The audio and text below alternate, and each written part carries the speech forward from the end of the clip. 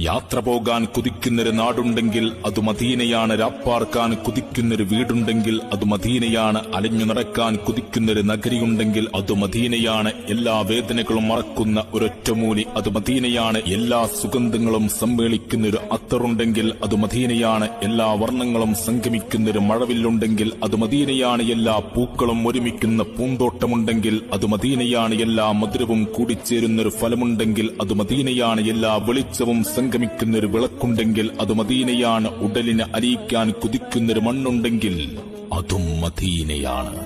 എല്ലാം എല്ലാം എല്ലാം മദീന നിനക്കു വേണ്ടിയാണ്.